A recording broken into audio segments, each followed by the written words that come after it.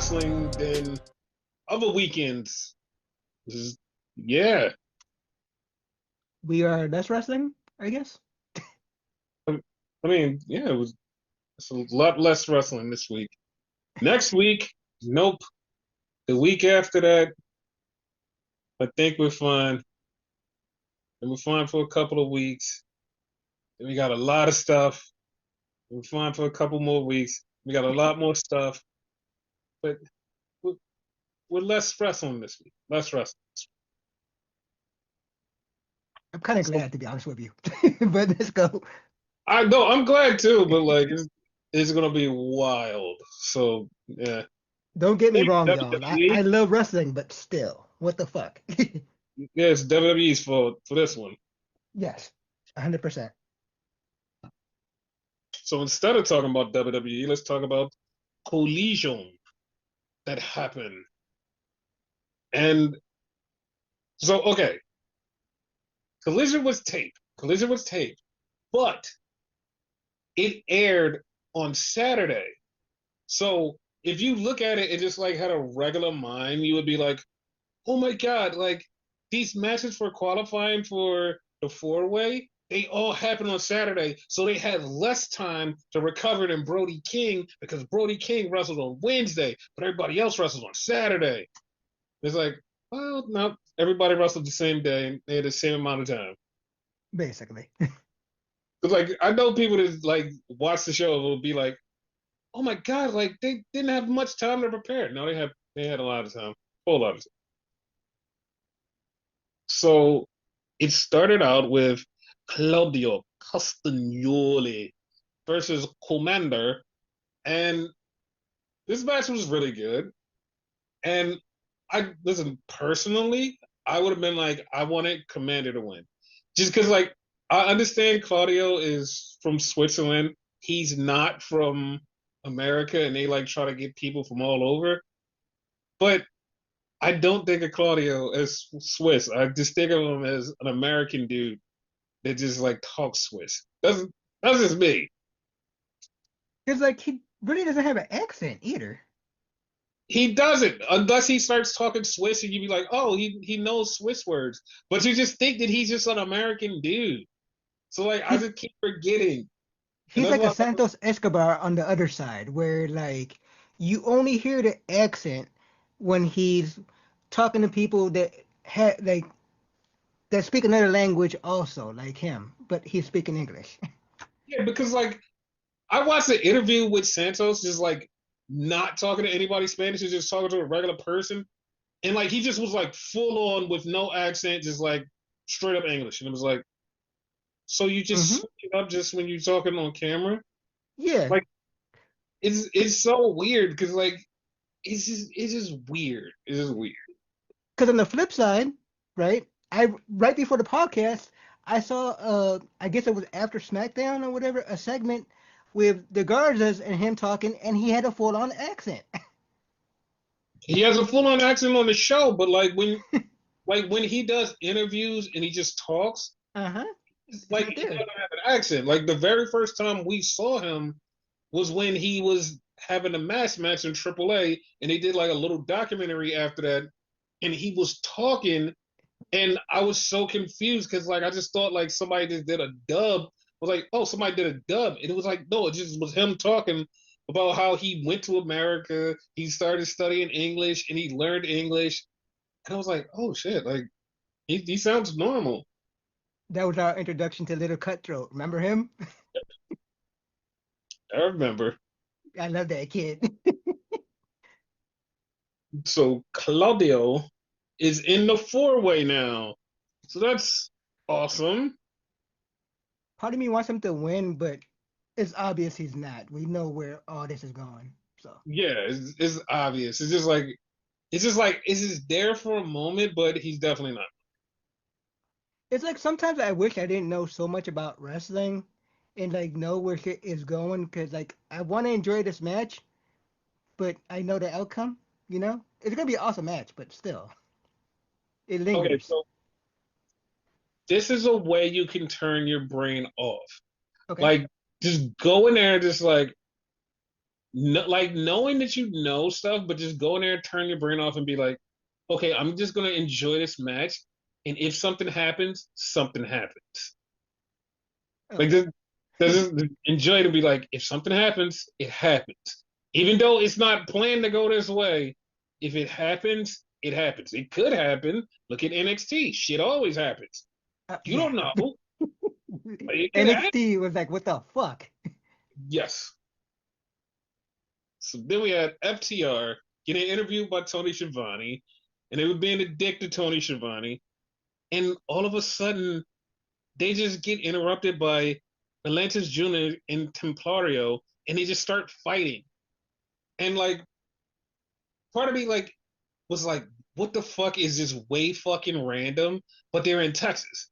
So it's like that's the one. It's like, okay, one, they're in Texas, and two, like FTR and Luchador sometimes have a good match, not all the time, but sometimes have a good match. So like that's what kind of was like, all right, I'm okay with that. But just them showing up was just like random as fuck. Like, the fuck do they have to do with this? I'm glad you explained it to me. Yeah, I was so confused. I was like, what the fuck? And then like they said was like something about Texas, and I was like, oh shit, that's right, they're in Texas. And that's why I was like, okay, it makes sense why they came up. Okay. So then we had the Don Callis family, Roppongi Vice, and Takeshita beat Ishii and the Paragon. I love how you refuse to call them the name they got over there. Yeah, I'm not caught on that because like what the fuck, like RPD Vice, it's Roppongi Vice. No, not caught on that. I agree with you. But we all know where this is heading. This is heading to another match with Kyle Fletcher and Adam Cole for the TNT title. Yes. Hopefully, because like Josh Alexander attacked him, and then it's just up in the air. Like I'm just hoping it's Kyle Fletcher. They put a title on him, and everybody feels happy, and that's it. The kid deserves it. Like he been working his ass off. Yeah, like he does deserve it, and like I'm slowly now, just slowly starting to get away from wanting him to be part of Aussie Open forever. I'm like slowly coming to realization, like, all right, that's never happening, and he's just gonna be a single for us. Like, got it. Good. Okay. So yeah, Yeah. that was a thing. So then we had like this fucked me up because I didn't see this anywhere until Saturday morning. I didn't see this advertised anywhere. They didn't say shit. This match I didn't see nowhere until Saturday morning.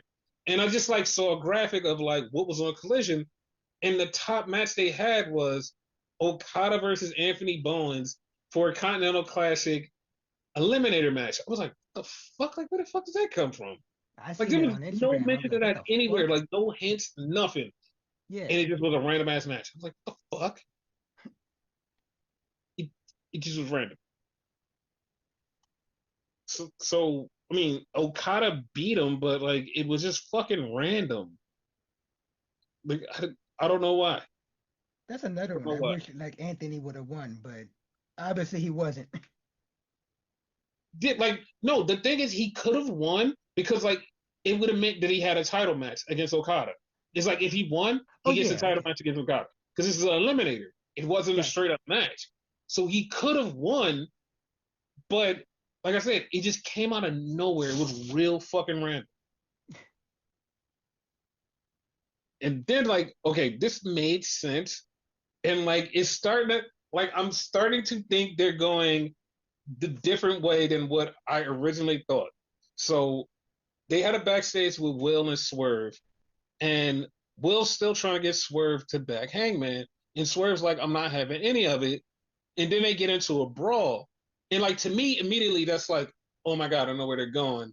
They're like I was already saying, Hangman and Swerve going to be a tag team against the Young Bucks. Now I'm thinking, oh, it's going to be Osprey and Swerve against the Young Bucks to try to like keep this whole MWO thing at bay. And I'm like, okay, that That makes sense. could be a match at All In. Yeah. 'Cause, like FTR is probably gonna face Edge and Christian if they start moving in that direction, which hopefully they will this week because the best of the Super Juniors is over like after tonight. So that means Nick Wayne should be coming back. Kevin Knight should be coming back, which means if Nick Wayne comes back, we can get the moving on a Christian story. Then Edge comes and helps him. They team up, and then Edge says, I got some unfinished business. They go fuck with FTR, and we get to the FTR versus Edge and Christian at All In. Hopefully they could do that fast. Yeah, because like we have like probably like 5 weeks. We have like 5 weeks. Yeah. So if we can move this along this week, like Nick Wayne comes, blah blah blah blah, like him and Christian get in the beef. Then next week they blow it off, and then like Edge comes back the week after that, and then we just have the little FTR thing, and Edge doesn't know what to do, and then Christian shows up, and then him and Christian are a team, and then there we go. We off to the races. I'm down. And then this next piece also fucking irritated me. And it irritated me on so many levels because of everything that happened. So we had a match of Mina Shirakawa versus Sky Blue. The match was good. Mina wins. It's like, okay, cool. Then all of a sudden Julia Hart shows up. And I'm like, okay. Like I said this last time when Sky Blue helped Julia Hart. Um, I want them to kind of break away from each other because, like, you could do some things with Sky Blue on her own solo, and Julia Hart may not be like the best like solo, but I think their little faction had ran its course. It's like, all right, that should be over. And like they're back and they're attacking Mina, and then all of a sudden Tony comes out to help Mina. And it's like, okay, I get it because they kissed after the match. They're cool again, but like, what are we doing here? Like, what's going on here? Like, I'm very confused. Also, like they kind of sort of have like a makeshift tag team division for the women, but no Mm-hmm. tag team titles. That's That actually a title they need. You know. that's actually a thing that Tony Khan was actually saying that he's going to do. That he wants to make the women's tag team titles, which is which is fine Yes. if you book it the right way. If you book it the right way, yes.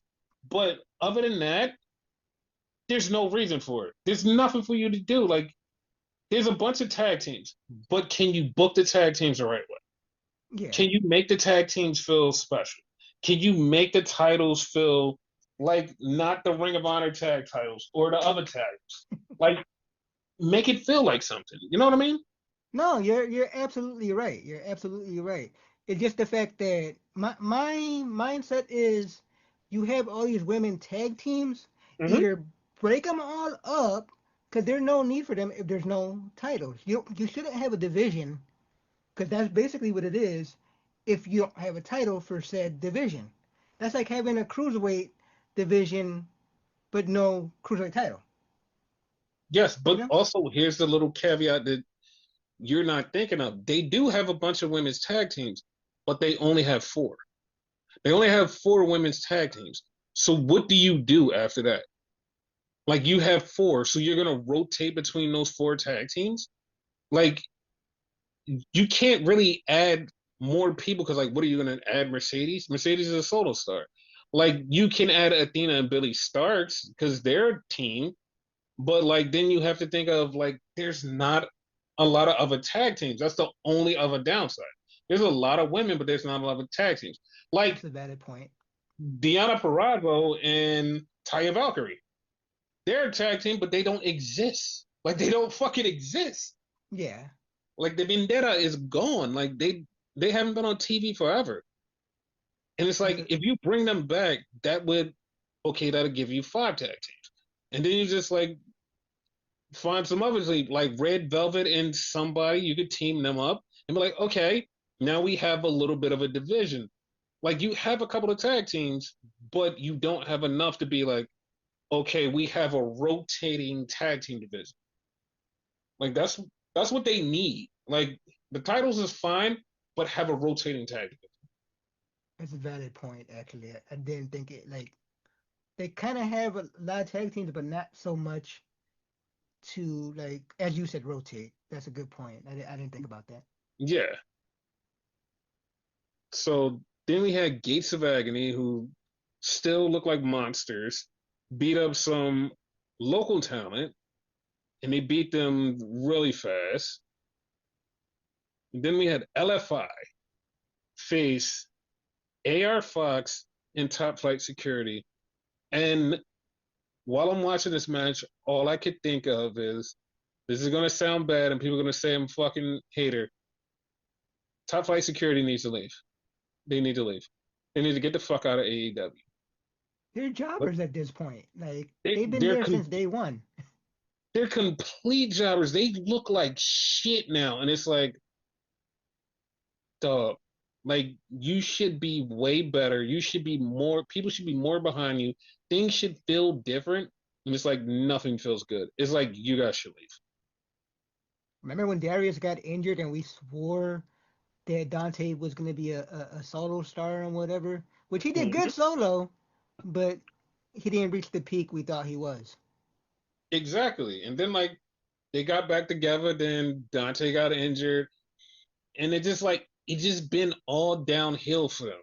And like they tried and they failed and they tried and they failed. That's like Private Party. Private Party is not exist. They're in a void. They're just gone. And it's like they should go somewhere else. Like even if they don't go to WWE, like go to TNA. Like spark their tag division. Like it's not that hard. Like just let them go because you're not using them. You don't even bring them around sparingly. They're just going like Private Party has not been on AEW television since last year. And that's a fucking shame. Yeah, and it's like just fucking let them go. Like just let them go and just be done with it. Hmm. Like Top Flight Security, they're not really doing anything either. Let them go. It's like I said, they can freshen up. They can even freshen up New Japan's tag division if you let them go over there and be like, all right, cool. Like we have a brand new tag team that's doing stuff, and like people would be excited, and like at least they would be doing something. But it is what it is. Hell, at this point, all Mm-hmm. jokes aside, go to MLW. You'll get treated better there. You barely get Mm-hmm. anybody watch you, but you'll get treated better over there. Exactly. So then we had the main event was Mascarita de Rara versus Hechicero. And I love Hechicero and I wanted him to win, but the Rara won. So the Rara, Claudio, and Brody King are in the four-way against Kenny Omega. It's an awesome four-way. I mean, this is gonna be fun because like a lot of people are gonna get thrown around, people are gonna get fucked up, and this Yep. shit's gonna be really funny. Yep. So that is gonna be that. So that was dynamite. I mean, not dynamite, collision. Collision, as you would say. Yes. So piggybacking off of that, Abaddon said that she is no longer with AEW. That's another damn shame. Is really not. They don't fucking use her. Like they haven't used her for Yeah, shit. that's why it's a Like damn shame. like she just there. Like she just existed in the ether and she's gone. Hmm. Like Deanna Perrazzo said something about her being on television and was like, she was like, yeah, like they just don't put me on television. That's it. I was like, oh, okay. Well, all right. Fucking Taya Valkyrie was like doing what was she doing? Like a promo backstage for nothing. Like she wasn't even backstage. She just was doing a promo outside and just promoting AEW. And it's like they don't even have you on a show. Like I don't understand. I'm so fucking baffled at a lot of stuff that is happening. It's like what the fuck? Like it's a lot of people. But there is one good thing that Mariah May's gone. Okay, so that's confirmed. Okay. Is 1,000% confirmed because this is what happened. So I even reported on the last podcast that she tweeted the eyes when JC Jane won the title. I was like, yeah, she tweeted the eyes. Yes, I I don't, remember that. and I was like, I'm not saying it, but I'm saying it. Yeah. And then, as of like Friday morning, she was no longer on the AEW roster page. She's no longer there, so she's gone. So she's not on the AEW roster page. So that means she's gone. And immediately everybody said WWE made a strong play for her and she is gone. And I immediately saw so many people like, switch sides on her. And then like the crazy part is they brought up her past. And I'm like, how the fuck did how the fuck did these two things equate? Because the first thing they did was go, look, she always wanted to be in WWE. Look, here, look, she was talking about WWE here and like how much she loves Triple H and how much she loves this. And it's like, oh, of course, a lot of wrestlers' dream is just to go to WWE. Like, fuck what you heard. Like, a lot of them want to go to WWE. And once they get there, if they don't like it, they're like, all right, well, fuck it. I'm going to just go back doing what I was doing. But I always want to make it in WWE. And she was one of them. I reported that a long time ago when she became a free agent that the only reason she didn't go to WWE was because of the Sid Scala situation. He's axed, he's gone, so she has no reason to not go to WWE. Mm-hmm. So now it's just like she can go there free and clear with no problems. Like I've said that a long time ago, and people was like, "Well, like she's definitely not going to WWE." And it's like, yeah, once they get rid of him and like show her like, listen, we have nothing here to stop you, then you can show up. Like that's like many people's dream. Like you mentioned a couple times, Jay White would have been over there had it not been for the contract freezing or whatever. Sammy Yeah, Guevara said many times before he signed to AEW, he wanted to go to WWE. So yeah, you like can't be mad at people, huh?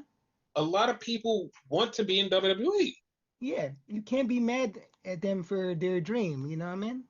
That's Exactly. We said that before, and like people was like, "No, you guys are just WWE shields." It's like, no, if that's your dream, if that's what you really want, and you have an opportunity and you get it, you're going to fucking take it.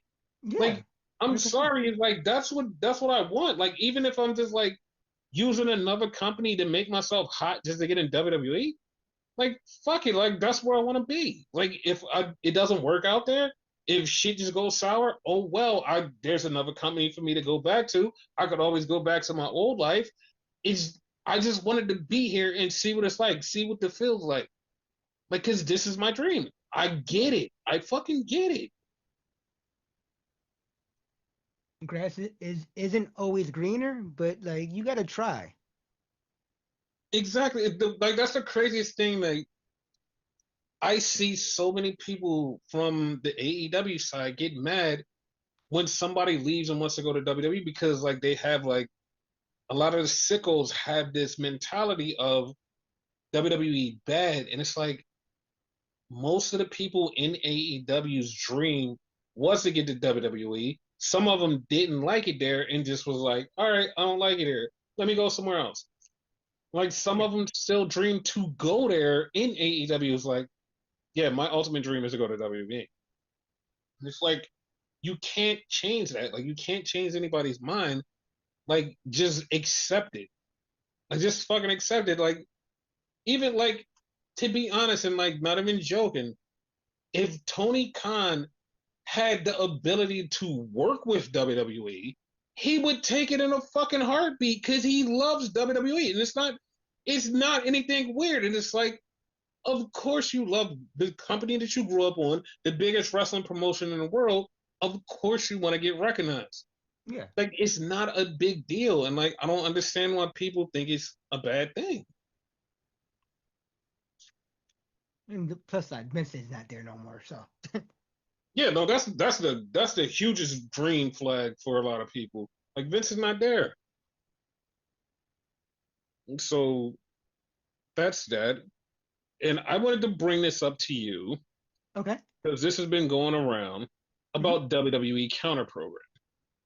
A lot of people have said WWE's counter programming is going to turn AEW to baby faces, and people are going to love them because WWE is trying to stomp on them and make them feel like bugs. What say you? I feel like the average wrestling fan is not even gonna think about it. So and that's basically what AEW is for. They're for the no, they're for the hardcore, so they're not gonna care. Actually, the reverse of what I was trying to say. You know, people who are already into AEW, it's not gonna do shit. Like, I do get the point of like AEW would get the babyface pop because people would look at them and go, WWE is trying to kill them. We should root for them because everyone loves to root for an underdog. So I do understand that. Like I do feel that, but at the same time, it's like your competition. You've been saying that your competition. You wanted the smoke, and now they're bringing the smoke to your door. Don't cry. That's like you're acting like Drake. Like you called out Kendrick. Kendrick respond, and now you're crying.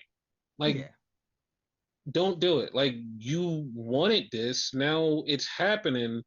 Don't cry to the referee. Don't try to be, hey guys, look, I'm getting my ass beat. Look, the big bad is beating my ass. And it's like, relax. Like you asked for this. You said we're competition, we can fight. And it's like, okay, now they're putting a pause on you, and you're like, well, I don't really want to fight, but please, guys, look at me. I'm sympathetic. And it's like, no, you asked for this. You asked for this. So like, you wanna fight, fight. Simple as yeah, that. like that's what I'm thinking too. Like, all right, you asked for this. Like, now fight back. Like, dudes, like, fuck them over. Like, do something. Like, somebody, like, Matt Coon had a fucking great idea. It was like, well, if AEW really wants to fight back, how about during WrestleMania week, they book a bunch of shows in New Orleans? And it's like, fuck yeah, that's a fight back. That's something that WWE be like, oh shit, like, hold up, y'all really fighting back because they moved WrestleMania from New Orleans. So if they're doing WrestleMania over in Vegas and you're in New Orleans, like, hey, New Orleans, they took WrestleMania from you. Here we go. We're here. We're doing a big show. We're doing a couple shows. Hey guys, look at us. Like everybody's gonna be like, oh shit, like we can still get money and like look, like there's a big show in New Orleans. And it's like, damn, no, they fighting back. Like that's a real fight back move that I'd be like, okay, Tony, I see you. Like you're That's actually fighting back for perfect. real. Yep. But other than that, like crying to the referee bullshit, like, listen, we're just a little guy over here. No, no, no. Fight back. Start pulling some shit like that, and I'm gonna be like, okay, now this is a fight. Now this is what I want to say.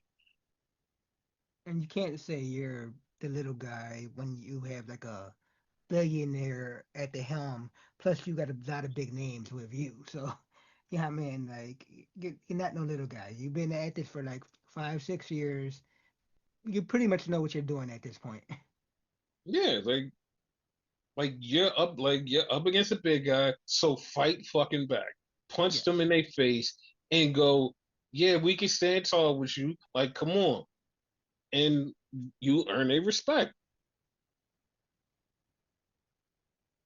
Even if they ultimately fail, there's still respect there. Yeah. So that's the AEW portion. Now time to get to the WWE portion. How did you like SmackDown? SmackDown was good. I mean, th- there's some things I gotta complain about on SmackDown, but Okay. we'll get to that. I may agree with you on the points, but as a whole, it was good. Yeah. So it started out with Bianca Belair in her hometown of Knoxville, Tennessee, coming out and saying, "Hey guys, my finger might be hurt. I've been going through some turmoil. Everything is happening, and I'm sad.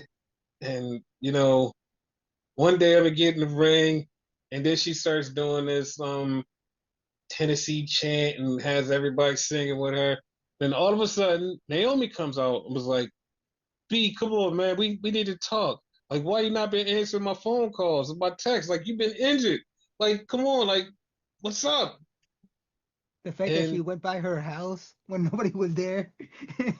yeah, I was about to say that she went by her house, like when Bianca said she didn't answer her phone, and she was like, "I went by your house and I went and looked through your baby pictures and all this." And there's like, so as this is going on, I was conflicted because like part of me is like, all right, they should be kind of leaning more into the ambiguous of, is Bianca with Naomi? Is this still a thing? Not the way that they was leaning into it, like Naomi was the big bad, and she just like pissed off that Bianca don't fuck with her after what happened, even though she quote unquote did it for her. Yeah, Like I thought like you could have left it a lot more ambiguous, like, hey, listen, we like, what's up? Like all of this is going on is because of you. And like she's like, I wish you would have like pushed a little bit more of the maybe things are different than what people see. But like she kind of made it feel like Bianca was innocent in all this and she did this alone. yeah, I didn't like that either. Like, it should have been more like Rakishi and The Rock, where like, I did it for you, I did it for you. Just keep repeating that, and like, you make people think, why did she do it for her though? Yeah. And then like she threatened her at the end, was like, B, like you keep messing with me, you and your mom both are gonna need a wheelchair. And like Bianca was like, hold up, wait a minute now. Like what, relax. And before she could say anything, Jade came out. So Jade starts beating Naomi's ass. And this was a little bit of a, okay, I feel something weird here because after Jade beat up Naomi, she kept looking at Bianca. Bianca kept looking at her, and they just kept looking at each other with this weird look. It wasn't like, hey, you're my friend. It was a look that Jade didn't trust her, but at the same time, Bianca was looking at her like, I don't know if I trust you either. And it's like, well, they still should have left it more ambiguous with the Naomi part, and then like it would have factored into this. Absolutely, So it absolutely. just it just felt weird and disjointed. Like at one point, I thought like Bianca was gonna jump her because I don't know, it had that vibe, but they weren't gonna do that shit. Exactly. It just felt weird. So then Naya came out and we had the three-way for qualifier for Money in the Bank. I ain't gonna lie. And After all that, I forgot that this was a match. oh, I knew it was a match because I was waiting for Naya the whole time. I'm like, all right, Naya's coming. Naya's coming. And it took her about 10, 11 years to come down. And then she showed up and Naomi gets the win and she goes into Money in the Bank. The way she won though, shit. Yeah, I was actually shocked that Naomi won because like part of me was like, they're gonna put Jade in this. No, Naomi won. Fucking awesome. So that was that. Then we had some of the funniest shit in the world. And I don't think a lot of people caught this. A lot of people didn't catch this when it happened. So we get the Savage Bloodline coming. They didn't catch this part. And Truth was standing there talking to little Jimmy. Yeah. People didn't catch that. That's the funny part. Really? Because like he obviously was talking to little Jimmy. Like what the fuck? Yeah, no, a lot of people didn't catch that because like they didn't see him talking to anybody. They just looked, their eyes was immediately fixed on Solo and the Savage Bloodline, and they didn't really see Truth talking to Little Jimmy. They actually thought Truth was talking to somebody, and some people pointed out was like, no, he was talking to Little Jimmy. Nobody was there, and everybody was like, oh, I didn't get it. It's like, yeah, like it's a thing, He was like looking down like he was talking to a kid. exactly. So then he looks at Solo when Solo comes up and he said, "Hey, is this your son? Is this your husky son?" Talking about JC Mateo. I was like, dog, what the fuck? I almost died laughing at that one. That was fucking hilarious. And then he said, your big bone son keep looking at me. I should take him in the ring and teach him a lesson. And I was fucking dying. Yeah. Truth is fucking hilarious. Like, and it was so bad. Like, Jacob Fatu never breaks. And like the whole time he's standing there trying hard, and you can see Solo slightly correct.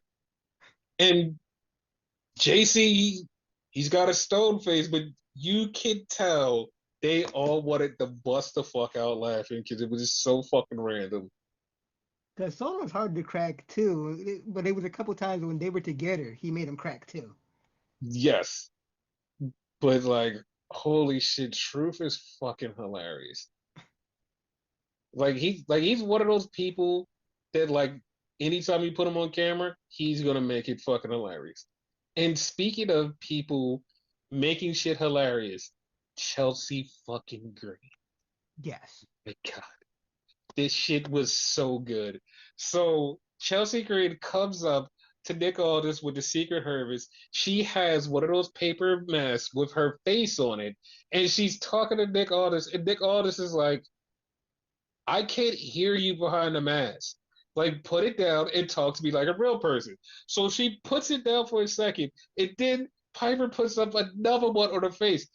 And Nick Aldis is like, listen, I'm not listening to you until you take down the mask. And she took down the mask and she had her nose mask on, and he just starts making fun of her. And she's like, that's not funny, Nicholas. And I was like, yo, she is hilarious. So Right? sh- she wants the U.S. title match.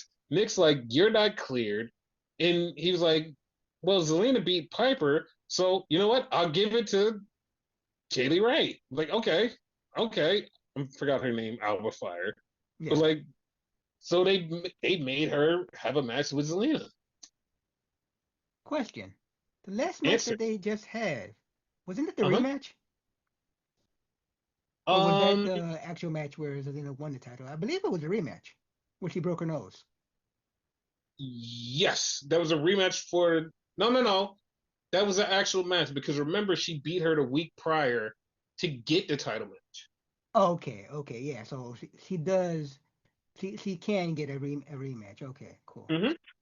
Because I was about to say, if that was a rematch, she technically should not have a fucking another match, but okay, No, no, I'm she wrong. deserved it. So then we had Tiffany Stratton getting interviewed by Byron, and he's talking about Money in the Bank. So Naomi came up, and Naomi pointed out a good point. She was like, "Remember all that shit you did to me last year when you were trying to get the title? Remember everything you did to me?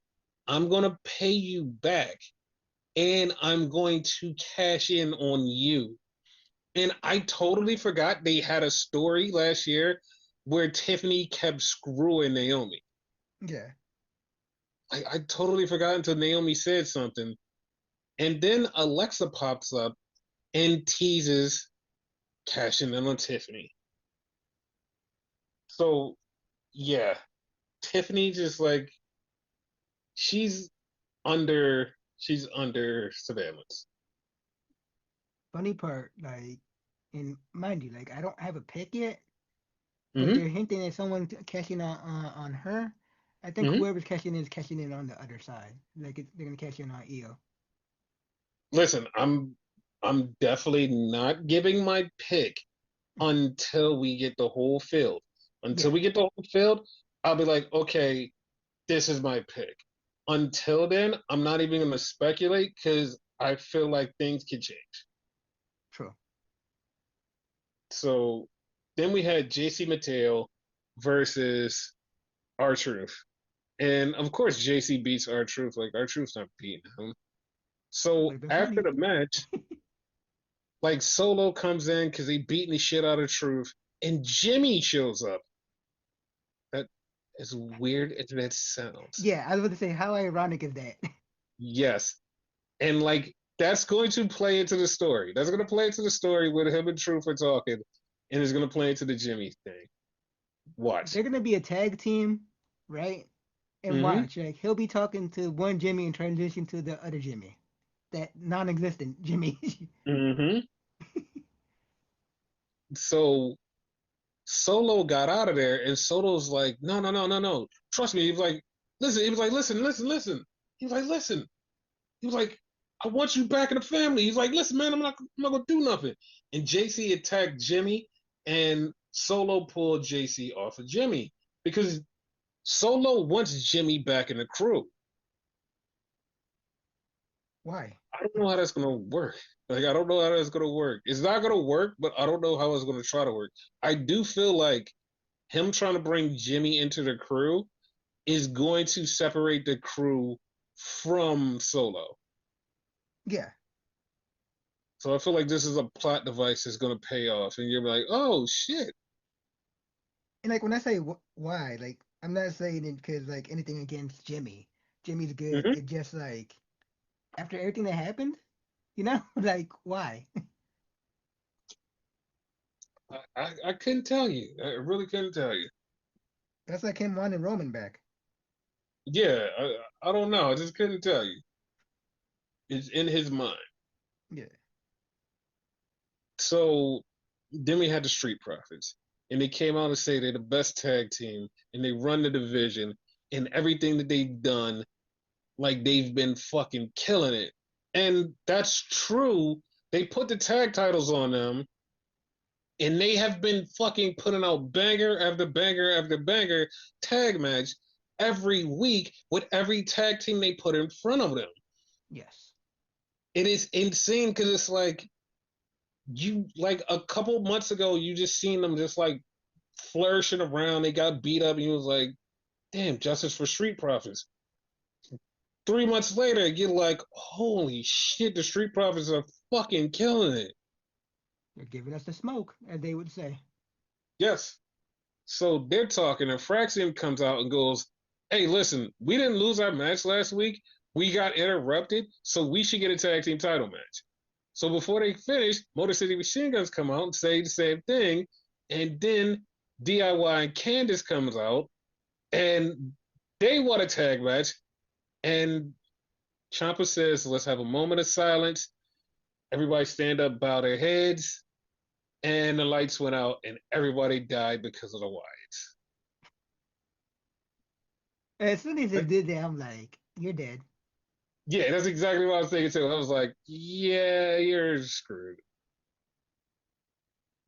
So I feel like the Wyatts are going to be in a tag team title situation. Yeah, and it's gonna be Dexter and Gacy, right?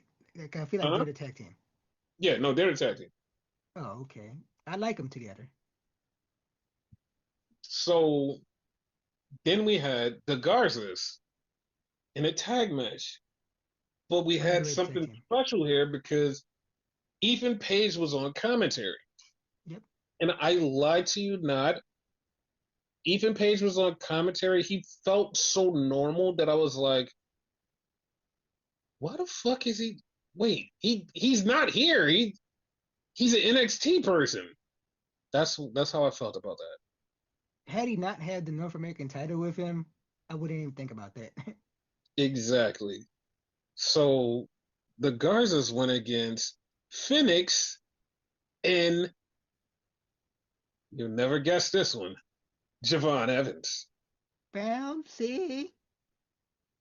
Bro, like at this moment, I'm just like, all right, fuck it. What's the point in having him in NXT anymore? Because they had this match and they was fucking killing it, and I'm like, what's the point in having Javon in NXT? And then when he fought with Ethan Page, I'm like, there's no point in any of this. Like they should just be on the main roster. They just all feel like main roster people. Seriously, bro. Like at a certain point, what's the point of NXT? you Yeah, you know why I'm saying that shit. yeah. It's that's exactly what I was thinking. And like the funniest thing about this match, and nobody's seen it because the camera wasn't on it, but you just had to be looking. This was like the fucking hilarious thing in the match. So Santos Escobar is on the outside, and the Garzas have Javon up in the corner, and they're about to hit him with a move. Santos goes, he pulls out his phone, he stands in front of the Garzas, gets ready to take a selfie, like, yeah. And as he's getting ready to take the selfie, they get fucked up, and he was like, "What the fuck?"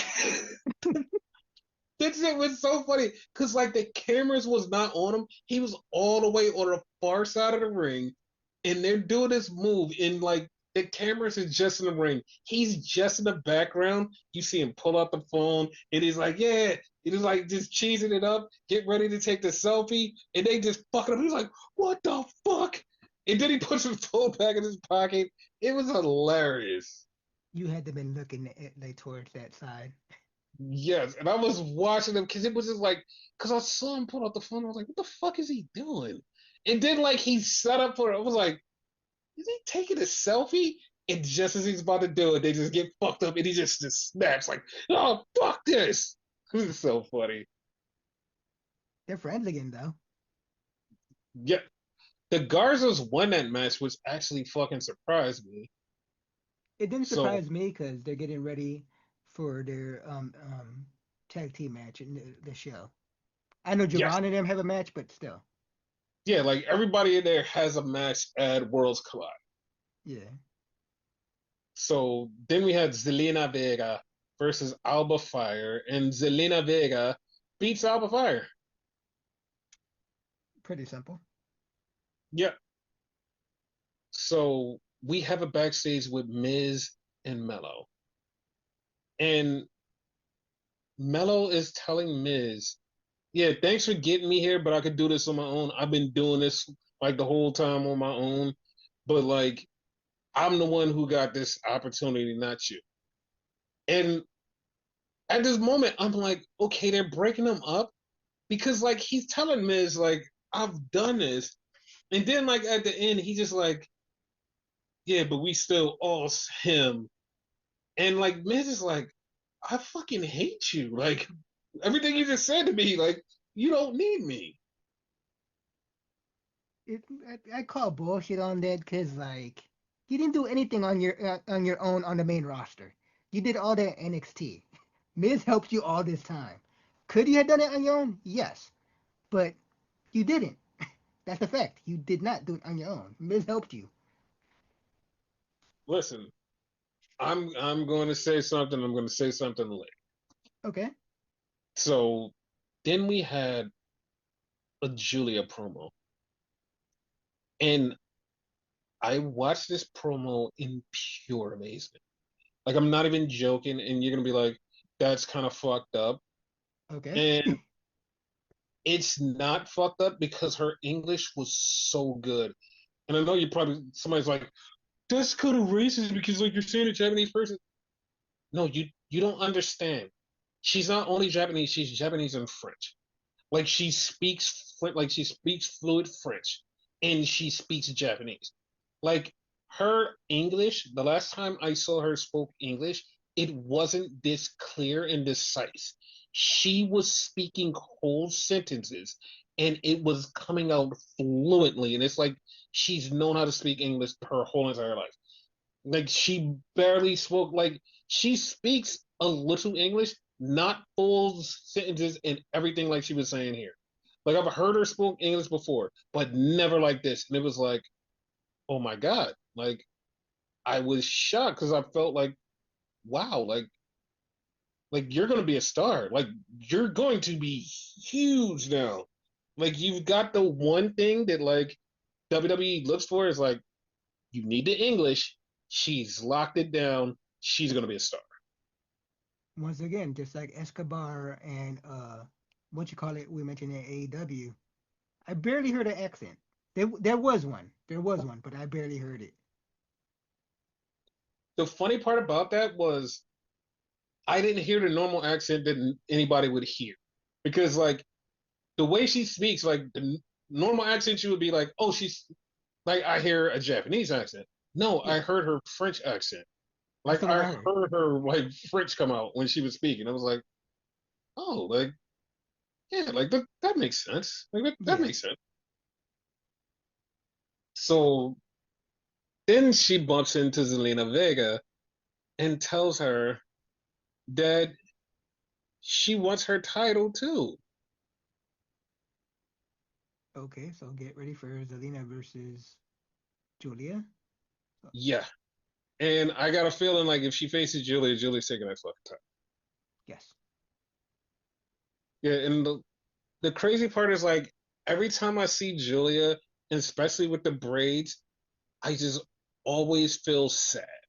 Like it just always brings me back to like a really sad moment because like it just brings me back to Hana. Because it's like if Ah, Hana was still alive, she would have been a two-time NXT champion and probably a world champion by now if she was alive. Because she had everything that Julia has, and she wanted to come to the States. She wanted to come to America. She started learning English. She was like, yo, I want to come to the States. She was like, I want to do something in the States. And then what happened happened. But she probably would she have been wanted, signed before all of them, right? oh, she would have been, if, if she would have stayed alive in 2021, soon as everything was open, she would have been the first signing. She would have been the first signing the WWE would have been like, yep, her immediately. Yeah. Because the crazy part, she was on their radar before that. Because like she had already started blowing up, she started doing stuff, and everybody around her in the team, the Tokyo Cyber Squad, was getting signed to WWE. Like Stevie Turner got signed, and like a couple other people in the squad got signed to WWE. So it was like they were waiting. They was like, all right, we're plotting. We're going to get her. We're waiting on a moment, and we're gonna snatch her up. She's the perfect fit. She could do a lot of things. She has the look. She has the ability. She has the charisma. She has it all. We're just waiting, and then what happened happened. Yeah. So yeah, like that's the only thing. Like, and that's why like I love watching Julia with the braids because it just gives me that moment of she's still connected to him. Like no matter what happens, she has always said this. Like her career would never be anything without her.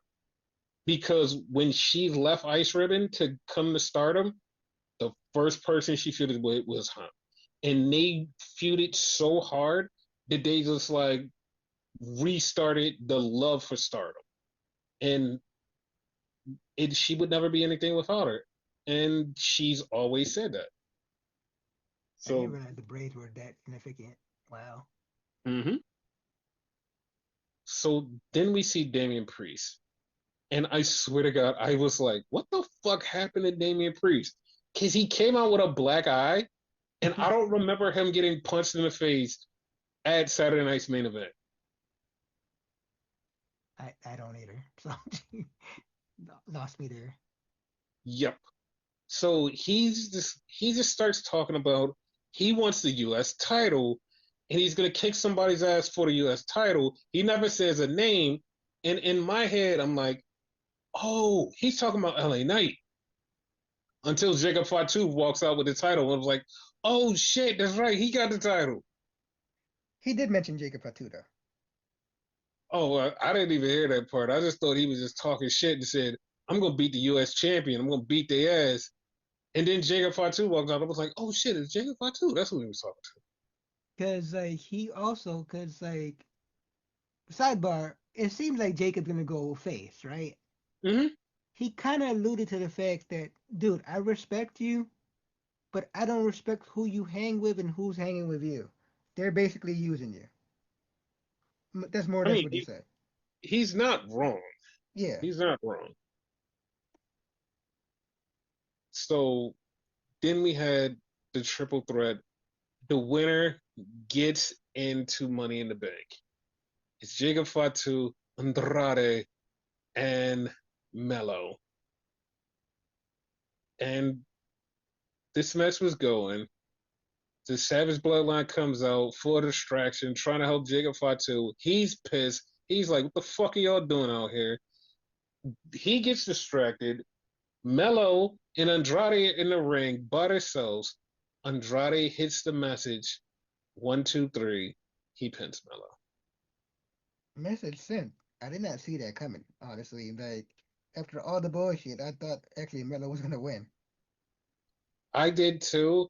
And because of this loss, it has a lot of people going, justice for Mello.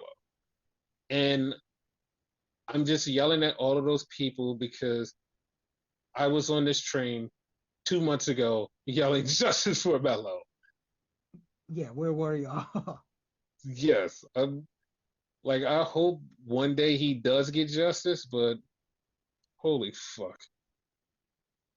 So, He's gonna wind up with like a huge feud with the Miz and whatever. I know you probably don't like that, but he didn't listen to Miz, so Miz is gonna be pissed off about that, and it's gonna continue their bullshit. So, okay, I'm fine with that. Here's the problem. mhm. Miz is going off to do American Gladiators. Yeah, So is it going to be like a short one and done? Because Miz is going off to do American Gladiators. That's why I'm like, I don't really want that. If Miz was still around and they could do like more than one match and he beat him up for a little while and Mello just gets the win, that'll be fine. I Miz is forgot going to about that. go off and do American Gladiators. And it's like, I don't like that. Got you. I forgot about that. Yep. So LA He's on Knight, Netflix, right? I'm not sure. I have no Okay. idea. So LA Knight starts talking about him winning Money in the Bank, and Aleister Black shows up and says, "Listen, you're lucky. You got out of here by the skin of your teeth." He's like, "Cause I should have beat you." I was like, "Oh, okay. I mean, they're gonna have a feud eventually. All right, cool." I'm good with that. So they do a promo for Raw, and we have to talk about this because one of the triple threat matches is CM Punk versus AJ Styles versus Grande Americano. So you're telling me Chad Gable gets 2 shots at going to Money in the Bank and probably going to lose both of Who? them? Well, Americano Grandiano. As far as I'm like, I know he only had one match, and this is the match. What I, the hell? I couldn't even fucking like go with it. I know, I know. Like, that shit is fucking crazy. Like, I saw that, I was like, what the fuck? Because, like, it didn't hit me until I looked at it a second time. I was like, oh, okay. Then I was like, wait, what? Like, the fuck is going on here? And watch him win. I would, dude, I would fucking crack the fuck up. And then we have on the women's side, Ivy Now versus Liv Morgan versus the new addition to Raw, Stephanie Vaquer. See why I said there's probably no need for fucking NXT anymore? Yes. And it's fucking bad because last week on the podcast, I literally said that she's going to Raw. And before the podcast was even cold on the fucking app, it happened. They was like, nah, we're fucking announcing it. No, we're not just going to let him just put it on the podcast. We're announcing it. God damn it. Motherfuckers. Well, at least you can't stop me from saying Jordan Grace is going to be on SmackDown and Ricky Starks is going to be on Raw. Like, you can't stop me from saying that. Now, how about that? Wait, he might be on SmackDown. They might change him to SmackDown. All right, don't quote me on the Raw part. He's going to be on SmackDown. And it is officially 10 o'clock. By the time we're done this, like, that should be announced. Listen, listen. It could happen. It could happen. Yes. Then we had Jacob Fatu confront Solo, and he's like, "Stop fucking with me and stop fucking with my business. What the fuck is wrong with you?" And Solo's like, "I'm just trying to help you." And then he said it again. He told him he loved him. Then they do that weird, like, show slash wrestling trope where, like, the guy walks away and the people just stare and then look at each Yeah, other. like that was funny. So that they're breaking up. They're breaking up soon. They have to break up soon. 100%. Yes. Now, here's the Mm-hmm. thing. Who's gonna beat down who first? I have a feeling that Jacob is going to hit Solo first. Okay. The Jacob's going to be the first one. He's going to hit Solo. I mean, yeah, he's going to hit Solo, and then Solo's going to wind up just retaliating by like just thrashing Jacob and beating the shit out of him over and over again. I feel like he's going to cost him the U.S. title, and that's going to start the feud and piss Jacob off more. I can see that. Hopefully that's the thing. Like, because I don't want it to go the other way where Solo beats up Jacob, him and JC just beat him down over and over and over again. Like, I hope it's the other way around. Because if it's not your way, it's Mm-hmm. gonna be after Money in the Bank, after Solo wins it Mm-hmm. and cashes in on him. That would be fucking hilarious. So then we finally get our quarterback back. Cody Rhodes is back. Yay! Yeah, fuck y'all. I'm not into football. He ain't my quarterback. So Cody comes back, and Cody is basically saying, "Listen, John, I know that you think that you're going to ruin wrestling, but I'm not going to let you ruin wrestling. I'm not going to let you fuck this up. I'm going to fix this. And you know what? I hesitated, and you made me regret it. So next time, John, I'm not going to hesitate." And when he said that, I was like, hold the fuck up. And then he brought out The Rock wanting his soul. And then he said, that's still a thing he's pursuing. So with those two lines like spliced in together, I feel like that was just a signal to say, hey guys, Cody's going heel eventually. Because that's what it felt to me. Like it felt like he clearly said, I'm going to do some bad shit. Because what he's talking about the hesitating is when he had the title at WrestleMania and he hesitated to hit John. Yeah. Now that's a heel move. Now that he brought it up and said next time I'm not gonna hesitate, and then he brought up The Rock and selling his soul, I'm like, yeah, I got a feeling that he's gonna sell his soul and he's gonna turn bad. How weird would it be? They have another match, right? Mm-hmm. And Rock finally shows up, right? Mm-hmm. Only to turn on Cena in behalf of Cody, and Cody sells his soul. And then we have normal John again. Listen, I would hate it only because The Rock showed up, but it Yes. would be really funny and it would be really cool. But I would still hate it because I hate The Rock, how he fucked up everything. So I would be pissed off about it, but it would work because it would be funny as hell. Yeah, I'm with you because I would hate it too. However, like we kind of need The Rock to end this for it to Yeah. go that way. You know what I mean? Yep. So then Cody's talking, and he was talking about his partner, and everybody got hyped up because they knew who his partner was, and it was Jay Uso. They started yeeting all over, and like Jay came down to the ring, he yeeted all the way down there, They played his music, they cut it off. Jay looked around and said, "Oh fuck it, let's do it again." And they did it again, and they started playing the song, and everybody's going crazy again. And I'm just like, I'm honestly shocked. I'm shocked. I'm not joking. I'm honestly fucking shocked that like he's the world champion and he gets the reception that he gets. My only gripe with this whole thing, Mm-hmm. Cody's boring. He didn't eat at all. Yeah, he didn't.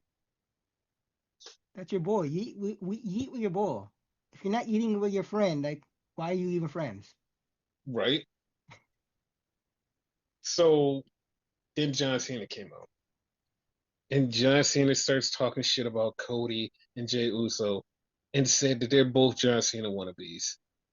And I'm like, what the fuck are you talking about? Jay is like the farthest thing from you. And then he made a point, and I was like, oh, no, you're right. He said that Cody wants to be him, and Jey Uso wants the money that he makes. I'm like, oh, you're right. He does want that money. I mean, who doesn't want John Cena money? I'm just saying. Exactly. So he's talking shit to both of them. And then all of a sudden, he calls out his partner, Logan Paul. Hey And Logan comes, you. man, fuck that guy. Yeah, I agree. Like he comes out, they both start talking shit, and then Jay and Cody wanted to beat their asses, sending them off, and Jay and Cody stood tall in the ring. So I'm like, okay, all right. We're a week out. So this isn't a go home show.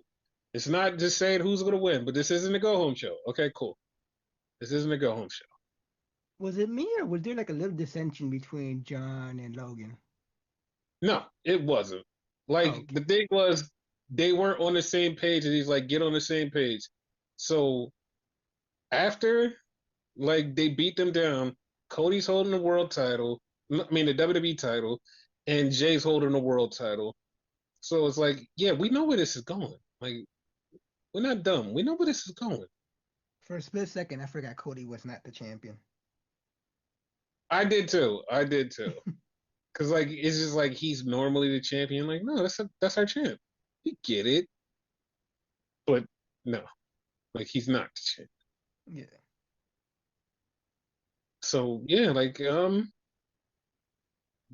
that's a thing. Also, how do you feel about this? Because I know you probably don't care, and I care a little bit. Okay. How do you care about SmackDown staying 3 hours for the foreseeable future? Weirdly enough, I'm okay with it. Like SmackDown has been consistently good in my opinion. Not great all the time. Sometimes it's great, sometimes it's good. Not horrible. So I'm good. Okay, so I have found a couple of SmackDowns boring. Like I found a couple of them like once it get past a certain point, it got boring. Okay. Like so I can understand why people don't like the third hour because like once it gets past a certain point, you're like, oh, this kind of sucks. Because like hour one and two, they end and you're like, okay, cool, we got it. And then like there's like a 45-minute period of just like dead space. Because one time it was like 45 minutes of commercials, promos, and the promos didn't go anywhere. There's commercials and promos that didn't go any fucking where. And then we got to the main event segment. And it's like, God damn, like that's too much time. And this happened a couple of times, not like once or twice. And it was like, the fuck? Like this is kind of annoying. That's the one thing I'll like agree with you on. Like they gotta cut down on the commercials. I understand they gotta pay the bills, but come on, y'all. Yeah, like that's the problem. Like commercials and stuff, like it kills the vibe. And it's like some people be like, oh, you know what? But like the pay-per-views, and it's like, uh-uh. The pay-per-views have more commercials than a regular fucking show. Yes. Yes. Like Jesus. like fucking what was it, Battleground or whatever. I swear that had like a million commercials. Dude, it had so many fucking commercials. Like it had so many commercials that I forgot that I paid for that. That's how many fucking commercials it had. Because it made me forget I paid for fucking Peacock because it had so many fucking commercials. I was like, wait a minute, no, I paid for Peacock Premium. Why the fuck does it have so many goddamn commercials? You need to pay for super premium. If if if there's a super premium where you can actually skip WWE commercials, I'll do it. I'll do it. Like I'll do it because it was that was the most annoying shit ever. And the funniest part about it, nobody even paid attention, and I know you didn't because Mhm. I'm gonna bring it up to you. We watched the pay-per-view the next night, and the pay-per-view had less commercials than the whole entire Saturday Night's main event. Yes, yes. Like I was like, what the fuck? I was like, why didn't they just do this in the beginning? They're like, nah, we don't want to do that. We I just want to fuck. absolutely did We just notice want to that. fuck with you. Like, god damn, dude. I absolutely did notice that. Only reason I didn't say it is because Saturday Night Main Event is not pay-per-view ish. It's pay-per-view adjacent, kind of. It's a special show, but it's not a regular. Okay, so here's why. The last one was pay per view caliber because it had John Cena. Yeah, It had John Cena. It had Cody Rhodes. It was like a big deal. yeah, So like that's why it was that one was, but every other one is just like, well, they exist. yeah. Like they're supposed to feel like big pay per views. They're supposed to feel like a big deal. But if you don't load up the card, you don't stack it the right way, it's not gonna feel that way. It's just gonna feel like another day. It's just gonna feel like shit. Like you have to stack up the card, make it feel special, and then people will care. But until like the last one, nobody really gave a shit. But my only gripe with that, and like I'll say that till I'm blue in my face, and I know you agree with me. Blue Cage. Yeah, no, they have to. Like if they're doing retro shit, that should have been the first thing they thought of was like, oh shit, let's bring back the blue cage. It's like it's right there. It's right fucking there. You have a cage match. You haven't had a cage match on Saturday Night's main event in a long time. Why the fuck aren't you bringing back the blue cage? I know it's probably heavy as fuck, but you're doing it one time. Just one fucking time. You're just doing one fucking time. We're gonna put up this blue fucking cage, and we're gonna make everybody go, "Oh my god!" That's one fucking time. Just one fucking time. Hell, if not the blue cage, at least the identical black cage. I personally would settle for that. Settle, mind you. I wouldn't be overjoyed by it. Yeah, but like it just felt so. It felt like a dumbass move because it's like you're doing everything retro, and we're gonna have the newest cage. It's Yeah, like, come on, dude. Like it's right there. It's like the only problem is like you don't get to assemble it and drop it down. You have to bring it out piece by piece and put it together. Where it's like if you have so many goddamn commercials as you had, nobody would have noticed you put up the goddamn cage because you had like 30 commercials in between, and you could put the cage up, and everybody would have popped for the big blue cage. exactly. Do it during the fucking commercial. Like as soon as they come back, pow, cage. Oh shit, it's there. Exactly. Like I would have popped. I would have been like, "Oh shit, they did it!" Because like it was so easy. Like all you had to do was just have it very close. Like, all right, we're gonna have the cage close. All right, commercials, commercial after commercial, commercial. All right, put up the cage, cage, cage, cage, cage, cage. All right, guys, cage is up. All right, we got to take it down. Commercials. All right, that would have been great. Like for example, and like, correct me if I'm wrong, because I'm probably wrong, and I'm like not thinking about this straight. Back in the Mm-hmm. day, didn't ladders have a certain color too? Ladders were red and silver. Red and silver. Bring those Yeah. back if you have a ladder match too. You know what? Like I'm not 100% sure, but I think like ladder matches started after the Saturday Night's main event era. Okay, because the first one was Razor and Sean, right?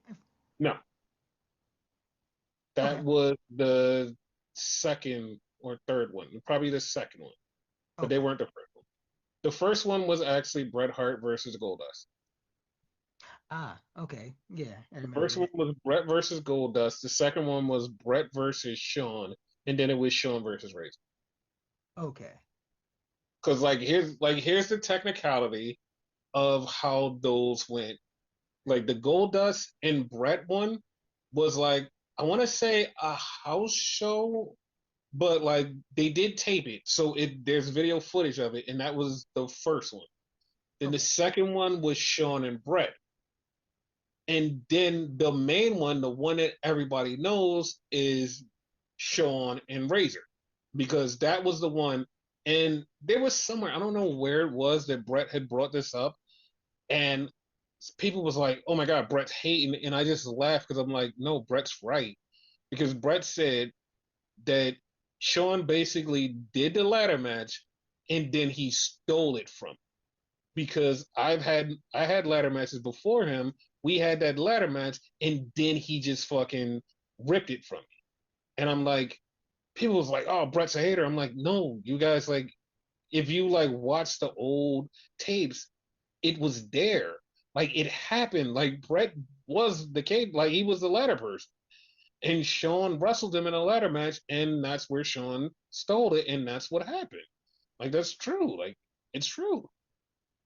I oddly remember the Goldust one for some odd reason.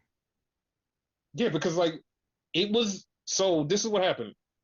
They put it on one of those random ass WWE tapes. They put it on a tape, and then when WWE started like being normalized, they put it on television show one time, and they showed it. So that's how like everybody knew about it, but people don't really remember it happening. Okay. And then like the other one, like the Shawn and Bret one, like if you weren't like watching and like into it, you wouldn't have saw that one either. But that one was right at the era where they first start feuding, like when they had the IC title and the WWE title. It was like right at that era, and that's when that happened. Was Sean with Sid at that time, or he was still with Diesel? Mm. That was way before Sid ever came to the company, where Shawn was just like, this was like when Shawn first won the Intercontinental Championship. This is like way before Diesel ever showed up in the company, before any of that. This was way back. This was 92 era. So Sherry. Um Sherry wasn't there at the time. Like this is like right after he got rid of Sherry and he was doing solo shit, and Okay. it was like that right in between time. Got you. Okay. Cool. So like he was solo, he had won the Intercontinental Championship, and like he didn't have shit to do. Like it was just him and Bret. And Bret had just won the WWE title. Shawn had just won the IC title. They wound up feuding, and they did a ladder match on a house show era. And Okay. people was like, "Oh shit, oh shit," and that was crazy. Got you. Because a lot of people don't remember like a lot of house show shit, because like house show shit wasn't easy to get to. It was one or two ways that you can hear about the house show shit. If you pick up a Pro Wrestling Insider magazine that used to have all of the house show shits, or you would spend money on a random fucking WWE like cassette. In the video cassette, it would have different matches, because it would like have one match that you're like, oh my god, I gotta see this one match because it's like an Undertaker versus somebody match. But then if you look like scroll through what's on it, it'll have something like the first ladder match between Goldust and Bret Hart. I But actually was going to mention VHSs. Yeah, like they were so random because they just would put them out, and you would just look and you'd be like, wait a minute, this happened? Yeah, it happened on a house show, and this is like the only documented proof. Yeah. So yeah, like that was a thing.